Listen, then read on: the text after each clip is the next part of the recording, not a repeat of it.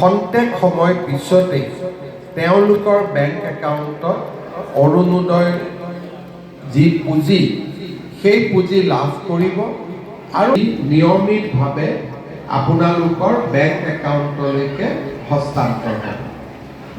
এইবাৰ অৰুণোদয় বেংক একাউণ্টৰ লগত যত্ন কৰিছোঁ। বহু সময়ত আমি দেখা পাইছিলোঁ যে অৰুণোদয় হিতাধিকাৰীসকলক আমি যেতিয়া আমি অৰুণোদয় ধন পোৱা নাই। কেতিয়াবা আপোনালোকৰ বেংকৰ যদি ডিটেইলছ বা বেংকৰ একাউণ্ট বা ATM কৰি লৈ যাব পাৰে। সেইকাৰণে এইবাৰ আমি আধাৰক ব্যক্তিগতভাৱে একেগৰাকীয়ে ব্যক্তি হ'ব পাৰে। কেতিয়াবা নাম বেলেগ হয়, একাউণ্ট বেলেগ হয়।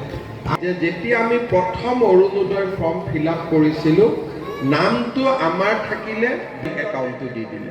তেতিয়া আমি মাহত টকা দি আছোঁ, কিন্তু ক'ৰ তাত পাই আছে যে যিটো একাউণ্টৰ নম্বৰ দিছিলে তাত পাই আছে।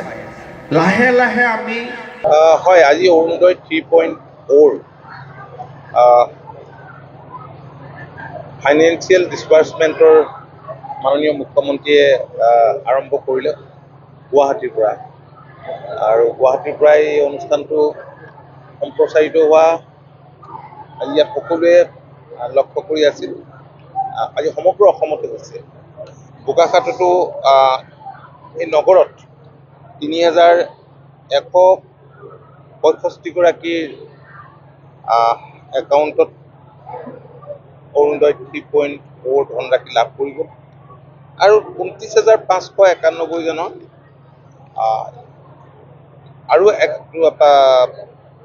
২৯,৫৯১ জনে লাভ কৰিব বিভিন্ন পঞ্চায়ত এলেকাত। গতিকে প্ৰতিখন পঞ্চায়ততে এনেধৰণৰ অনুষ্ঠানবিলাক হৈছে। ইয়াত পৌৰসভাৰ দ্বাৰা যি অনুষ্ঠানটো আয়োজিত হৈছিল, ভাল লাগিলে ইয়াত উপস্থিত থাকি নগৰৰ বহু হিতাধিকাৰীক ইয়াত লগ পালোঁ আৰু হিতাধিকাৰীসকল আনন্দিত হৈছে। নহ'লে তেওঁলোকে জানে যে এইটো ইয়াত এনেধৰণে গোট খালেও নেখালেও তেওঁলোকৰ একাউণ্টত ধন সোমাব। তেওঁলোকৰ উপস্থিতিয়ে প্ৰমাণ কৰে, তেওঁলোকৰ মুখৰ হাঁহিয়ে প্ৰমাণ কৰে যে তেওঁলোক আনন্দিত হৈছে, সুখী হৈছে।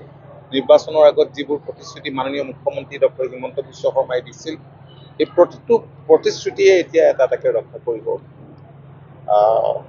আৰু এতিয়াতো বহুত বানত আক্ৰান্ত হৈছে, বহুত পৰিয়াল সাংঘাতিক ধৰণে ক্ষতিগ্ৰস্ত হৈছে আৰু সেইবিলাককো সকাহ দিবৰ কাৰণে মুখ্যমন্ত্ৰী ডাঙৰীয়াই ইতিমধ্যে প্ৰয়োজনীয় পদক্ষেপ গ্ৰহণ কৰিছে।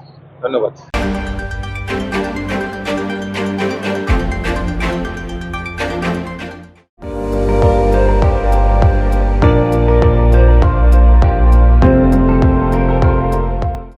আপুনি চাই আছে ND24, সৰ্বশ্ৰেষ্ঠ নহয় সৰ্বোত্তমৰ দৌৰ।